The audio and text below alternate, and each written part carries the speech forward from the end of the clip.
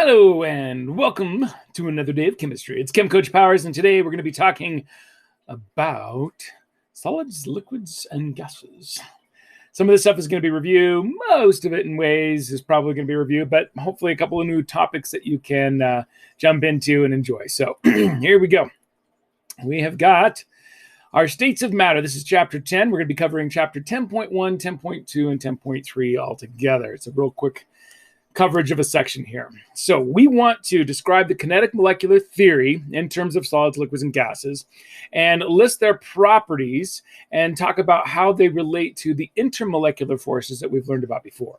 And we're going to then list the properties of solids. So when you get out of here, your criteria for success are that you can explain liquids and solids in terms of the spacing and the movement of their particles, according to the KMT, that you can list 6 properties of liquids and explain the reasons for the properties in terms of the KMT, that you can list 3 properties of solids and explain the reasons for the properties in terms of the KMT. So KMT, KMT, KMT, right? Kinetic molecular theory and how those ideas are relating to solids, liquids, and gases. So let's jump into it.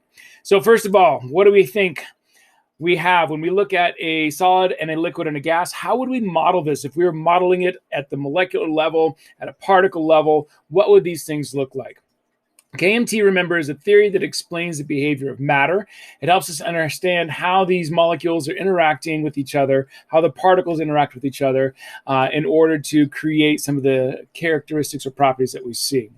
So solid, liquid, gas. You can see that the gas is moving faster than the liquid's moving faster than the solid, and they're moving around more, right? The solid is just kind of like beep, beep, beep, like just a little bit of vibration. It's moving, but it's not moving around each other, okay? The liquid can actually move around, and the gases are moving all over the place, bouncing off each other. So this is kind of the idea behind the kinetic molecular theory, right? When we think of what is happening at the particle level to these objects, I want you to be thinking of models like this, okay? All right, so what are our assumptions of our kinetic molecular theory?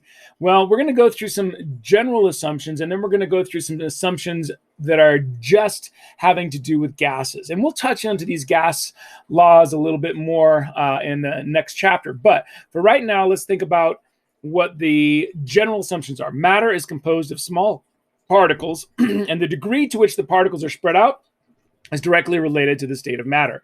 The degree to which they're moving is directly related to the state of matter. We want to remember that in the KMT, that particles are in constant random motion, okay? And again, in a gas, they might be having greater motion than in a liquid or a solid, but even the solid has constant random motion of their particles, okay? They're just not moving around as much. So let's start with 10.1 with regard to our gases, okay? Particles in a gas are very far apart. We want to assume that they have elastic collisions, meaning that they don't lose any kinetic energy in the actual collision, okay? Now, the things that I'm talking about right now, as I start to say them, you might be like, that doesn't really sound like a thing. Like that can't really be real, right? I mean, energy is lost in forms of heat in any sort of collision. Okay, well, just hang tight with me. These are assumptions in the kinetic molecular theory, not necessarily the truth. Okay, continuous rapid random motion, no attraction between particles, and temperature is considered the average kinetic energy. So these are the kinetic molecular theory assumptions that we deal with. Now, what kind of things can this explain to us? We can explain the expansion of gases, the fluidity of gases and solids. And again, expansion actually has to do with liquids and solids as well.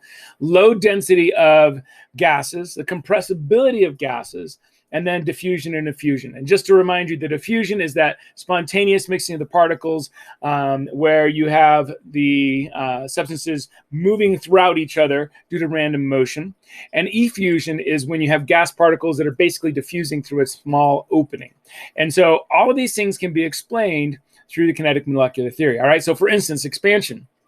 Why is gas going to get bigger? Well, because it's continually moving and the collisions are elastic, right? And they're not being attracted to each other. And so they just continue to push away from each other, right?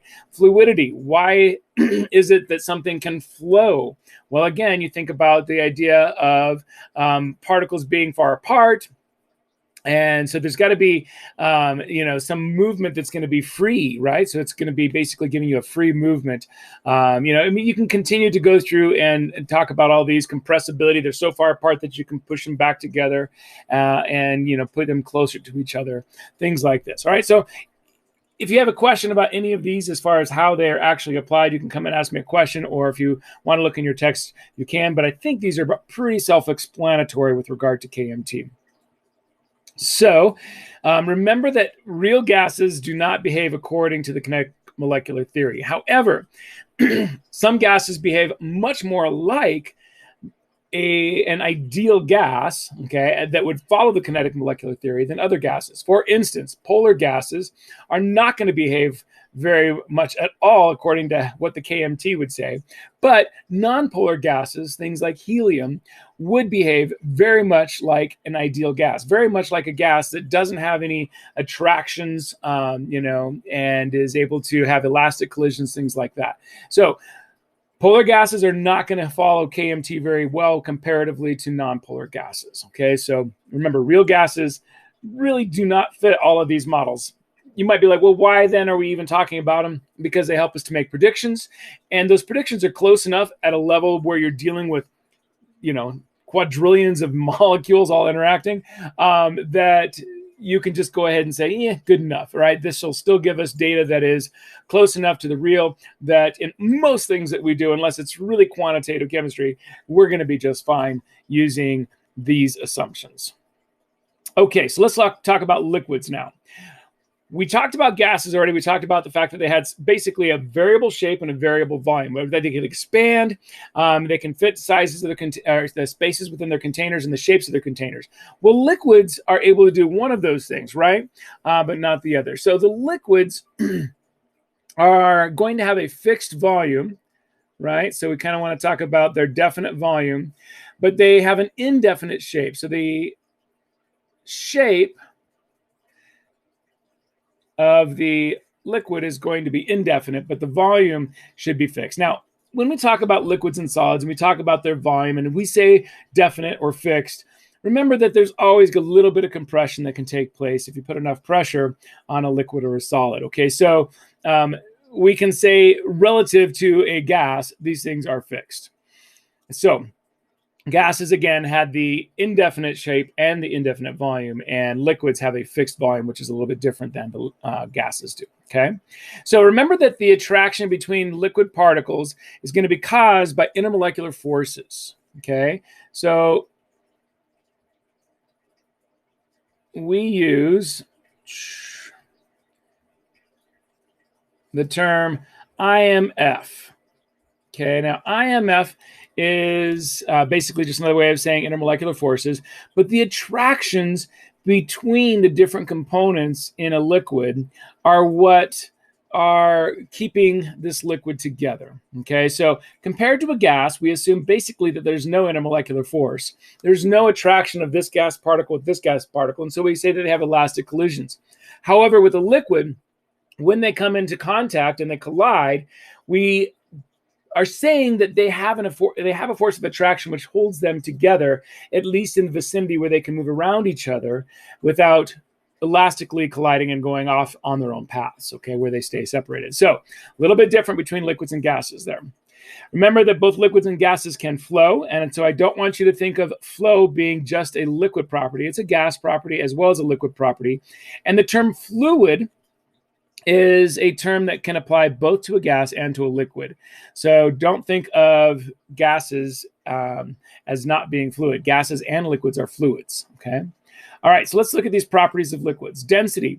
Well, the density is a little bit greater than the density of a gas, well, a lot greater, and it's a little bit less than the density of a solid, typically. Now, there are certain things, like water, where this exception is actually seen. So for water, for instance, the liquid form of water is actually more dense than the solid form of water. But for the most part, density goes, gases are least dense, and then liquids, and then solids are most dense, okay? But some substances behave differently.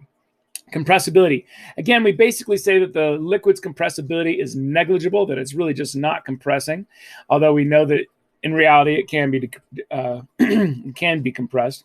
Diffusion, yes, absolutely. These liquids are going to be able to diffuse. And if you've ever seen a drop of food coloring, as you can see with the picture here, being put into a beaker, you can see that that liquid is going to slowly diffuse that color throughout the entire beaker. Okay, now the reason, again, this is great evidence that the intermolecular the kinetic molecular theory is actually taking place, that these molecules are in constant motion. Because if you just put that drop in there, if there wasn't a KMT, there wasn't continual random motion taking place inside this liquid, then the drop would just settle to the bottom. But you can see that it spreads out throughout the entire container.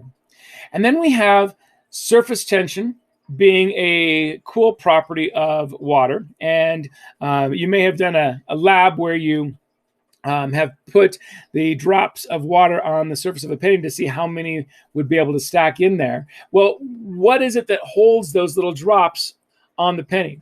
Well, it's called surface tension. So all of those little attractions, those intermolecular forces, and in the particular case of water, they're called hydrogen bonds. All of those intermolecular forces are kind of reaching out to each other. They're attracted to each other. And so they hold on to each other. So it's the force that pulls the adjacent parts of a liquid surface together. And that's what makes the size of a water droplet be very consistent. At least if the opening of the nozzle is about the same, you should have very similar size water droplets, because that surface tension is what's holding a cohesive force of water being attracted to itself. And then it has to overcome the, until gravity pulls on it enough where it drops out of the container. All right, and then we have capillary action. Now, capillary action is a really cool, thing that you've seen with paper towels. When you're seeing paper towels soak up a substance, the whole reason it's working is through capillary action. Those tiny little fibers inside the paper towel, they're all just kind of interconnected, right? You got all these little fibers of the wood pulp, cellulose and things like that. They're all just interconnected in a crisscrossing kind of pattern, right? Well, basically, the water molecule has adhesive properties as well as cohesive properties. The cohesive properties hold water to itself. The adhesive properties are holding water to something else. And so if we have a little droplet of water, excuse me here, I'm going to get some watercolor. If we have a little droplet of water down at the bottom and it has the opportunity to be attracted, it's going to be attracted to the sides of those little pieces of paper. And so what happens is they pull up. And that's the idea behind capillary action. They pull their way up between the little fibers. And you have maybe seen a capillary tube. And a capillary tube is just a really, really, really thin glass tube, kind of like a tiny little straw. And you can put this capillary tube on some water and watch it just go straight up. Okay, it goes up against the force of gravity. It pulls itself up because that capillary action has adhesive attractions to the glass that water does. And so the water climbs its way up until the force of the gravity pulling down and the atmosphere pushing down on it is equal to the force of the capillary action reaching up. Okay, so that's capillary action, the attraction of the surface of a liquid to the surface of a solid. And it's what allows for water to flow up paper towels and to flow up on in a capillary tube, if you've ever seen one of those. Now you'll see this word meniscus. I'm trying to find my pen here. Whoa, there you are. A little hard to see when it's blue. You find that term meniscus there, and that term is something that tells you about that curvature that you see in a graduated cylinder. Okay, so let's look at the next little picture here, and let me erase all this silliness. And what you see here in this curvature is what's called the meniscus. All right, so that little curve down there at the very bottom of the meniscus, all right, this is a curve that basically says, hey, the sides of the container are glass and the water is climbing up the sides of the container. And it does that all around, right? 360 degrees all around. And so the lowest spot of a meniscus is where you are supposed to take a measurement for. So when you're measuring this, you're like, oh, 9.2, 9.4, 9.6, 9.8. You would measure at the bottom of the meniscus. And so you'd be like, oh, that's 9.5 milliliters. Okay, don't measure the top. You can see that the top is actually way up here at about 9.7, right? But we would measure at the bottom of the meniscus. Anytime you're measuring something, make sure you measure at the bottom of the meniscus. But that's what the meniscus is. It's that curvature that occurs in a container. Now, it would be really interesting if we looked at mercury. Okay, if we looked at the substance mercury. Sorry, I'm trying to find my pen again. It's amazing how hard that thing is to find sometimes. If you looked at mercury, mercury would actually, because it is so cohesive, its cohesive forces are stronger than its adhesive forces. And so instead of climbing up the container of glass, it actually starts to mount its own little pile, and it has more surface tension than water does. And so you're going to actually see a little pile on mercury, and the meniscus is actually opposite of what it is with water. So whereas the water one goes down and it comes down this way, the mercury one goes up. Okay, so that's kind of the difference between something that has more cohesive forces than adhesive forces. And in this case, the adhesive force of water to glass is actually a little bit stronger. And remember, we said we were going to learn 6 different properties of liquids. The last property of liquid we're talking about is vaporization or evaporation. They're not exactly the same, but the same principle is applying in that the liquid is going to be able to have its little particles leave the surface of the container. So if I imagine all these little particles, slowly, if it's evaporation, slowly these little particles are going to leave the surface. Okay, if it's vaporization, I might have heated it up, and through the process of heating, I've actually caused it to start to leave a little bit faster than it would by just evaporation, right? But these little particles of liquid in here, they're moving around all the time, right? Constant random motion. And every once in a while, one has enough energy to leave, okay? Moving around, all of a sudden it has enough energy to leave. And that's evaporation. Okay, it's that process where the liquid is going to become a gas through the random motion. And again, vaporization is typically going to take place with a little bit of help from heat in this case. All right, so let's talk about solids and then we'll wrap it all up. Okay, so what about our solids in terms of volume and shape? Well, we can basically just put the word definite here or fixed here because they're definite volume and definite shape. And again, I just want to say that, solids can slightly be compressed with enough force, but relative to our gases and now even to liquids, we would be able to say that the solids have a definite volume and shape. So you're like, well, is Jell-O a solid or is it a liquid? Well, it does seem to have definite shape, right? But, can it be squished a little? Yeah, it kind of malforms, right? So is it really definite? And so this is where you get into, other phases of matter. Can I really describe Jell-O as a solid if its shape isn't really definite? If I push on it and it compresses, is that really a solid? Is it showing elastic properties or is it actually malforming? And so, some scientists say that we have over 16 different phases of matter. And here we're just talking about solids, liquids, and gases. And so the definitions can kind of be pretty wide ranging. But we'll say for this class, solids have a definite volume and a definite shape. What is their movement like, right?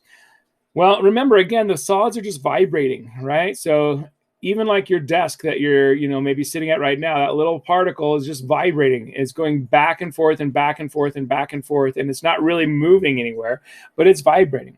However, one of the things that we can explain is that every once in a while, a piece of solid will escape, and it will no longer be a part of that solid. And you guys have seen things like this. If you've seen mothballs disappear, maybe you've seen some of those scent candles that, well, they're not really candles, but those, room scent things that have kind of like a little gel inside of them. That gel just slowly disappears over time. Those things are evaporating, right? They're diffusing, and the solid is turning directly into a gas without going through the liquid phase. And so that's a sublimation process. But what's happening there is solid to liquid. You've seen it with carbon dioxide, right? Dry ice turns into a gas right away. I just said solid to liquid, solid to gas. It goes directly from the solid phase to the gas phase. That's sublimation. And so we do see that this does happen because those particles are actually moving. And that's, again, more evidence. If this thing is suddenly disappearing, that's evidence that solid particles are in motion. They are moving. And maybe it's a gas particle that comes along and hits it and knocks off a piece of the solid. That could be too. But that solid is now in motion, right? All right, so what do we call an orderly arrangement of particles versus a random arrangement of particles? Well, solids come in two forms. They come in the crystalline form and they come in the amorphous form. Okay, so our solids are either going to be crystalline. Think about ice. It's a very regular arrangement, right? An ordered arrangement. Or they might be kind of like a rubber band. You can think about an amorphous or a random arrangement. A lot of times we talk about glass as being an amorphous solid because it doesn't get a chance to form a fixed crystalline solid. Okay, quartz crystal, that's going to, have a regular crystalline shape, whereas glass, when it gets heated, it melts, and then it gets cooled so fast it doesn't get a chance to realign into a crystal form, and so we call that amorphous a lot of times. Sulfur is a typical element that we talk about as amorphous a lot of times. You can take the sulfur and you can melt it down, and you can just pour it into some water where it is suddenly cooling, and you form this kind of rubberized sulfur. It forms a solid that is in whatever shape it was in as it dropped in, and that's considered an amorphous solid. Now, what would we say about the melting points? Okay, well, if you have an orderly structure where you have a lot of interconnected particles, okay, then you might have some good interconnections, which is going to strengthen that structure. And so we would assume that this crystalline solid might have a higher melting point than the amorphous solid, right? So the amorphous solid, we would assume, would have a lower melting point because it is not going to have a crystalline structure where the interconnected structures are helping them out. So, in my room, you'll be able to see I have some crystalline sulfur versus some amorphous sulfur. You'll be able to see the structures differently. But basically, in the amorphous structure, you might have some kind of connections, but they're not necessarily, connections that are they're not in a crystal where it's a regular repeating pattern. They have some random random adjoinments. Let's call them that way. Some random ways of putting themselves together. All right, so what about density, compressibility, and diffusion? Remember, we said that there's three different properties we want to talk about with regard to the KMT in terms of our objectives here today, right? So how does KMT affect density and compressibility and diffusion? Well, we talk about solids being more dense than the liquids, right? Because if they are not moving around each other, okay, if they are just in place and vibrating, then we would assume that those particles might be able to become more packed in. Whereas with a liquid, you're going to have space to bump into each other. Kind of imagine yourself in a room packed full of people. And as you're trying to move around, you're bumping into people. And if you hit somebody, they're going to kind of back off a little bit, right? And so if you don't have a fixed container, then that room or that group of people, if they're all packed in and they start moving around, they're going to kind of expand. They're going to kind of get bigger. That means they're getting less dense. And so a solid is going to be more dense because they're not actually moving around each other. They're just kind of wiggling, all right? And so they got a little space to wiggle. Everybody can be next to each other, wiggle a little bit, and they're not really going to expand. Whereas if we have to move, then it's going to have some collisions and you're going to have some pushing away. So density for solids is typically going to be greater. Now, why isn't it greater with water? Well, we're going to talk about that in section 10.5. So let's just kind of leave that one for later. Compressibility. Again, how much can I compress if I've got a solid which has, these particles right here versus a liquid, which particles might be a little bit spaced out, versus a gas, which has particles really spaced out, right? Which one is going to be more compressible? Well, the liquid will be more compressible than the solid. And so solids are more compressible, right? This gas can be really squeezed together. The reason you can't keep compressing liquids is because there are some forces at play here. And so there's a little attractive and repulsive force that are at play between the particles here. And so they're going to they're going to be able to come together a little bit, the liquid will, but eventually the particles are going to be close enough to each other where they're going to be pushing away, right? Protons and protons don't want to be next to each other. So they're going to be pushing away, and you're not going to really be able to compress them anymore. However, I will tell you that if you take a liquid and you compress it enough, right, let's put enough pressure on this thing from an outside environment, what's going to happen? That liquid can become a solid, right? You put high pressure on a liquid and it could become a solid. Okay. All right. And then diffusion. The diffusion is going to be a process that, again, with liquids, you're going to see diffusion happening throughout the material. With gases, you see it happening throughout the room. You can smell something throughout the room. But with solids, there's not as much diffusion, right? We talked about this, that sometimes those solids can move away. But if I drop if I drop a little drop of food coloring on the desk, it's not going to have that food coloring spread itself throughout the solid. The desk isn't going to all change a certain color after a while, right? So diffusion is very minimal in terms of solids, but it does happen, like I say, when sometimes you have a solid that actually enters into the atmosphere, you could be like, okay, well, yeah, there are some examples of diffusion, but pretty much we're trying to say that diffusion doesn't really occur in solids, right? All right. So that covers what we wanted to talk about with 10.1 to 10.3. So let's look at whether we have covered our objectives. Can you describe the kinetic molecular theory? Yeah, everything's in motion, right? List the properties of liquids, explain how they relate to intermolecular forces. All right, now we've learned a lot about various properties of liquids, right? And we talked about the intermolecular attractions that would make them want to be next to each other. And then we've listed properties of solids. In fact, we've listed 3 properties of solids, just went over those, right? And how that was connected to the KMT. We have talked about 6 properties of liquids, and we can now talk about liquids and solids and gases in terms of their spacing and the movement of their particles, where solids are not moving around nearly as much, but they're just vibrating. Liquids are moving around a lot more, moving around each other. Okay, so that's it. That's all we had to talk about today. That's 10.1 to 10.3. I hope you guys have an awesome day. God bless you. Be kind to one another.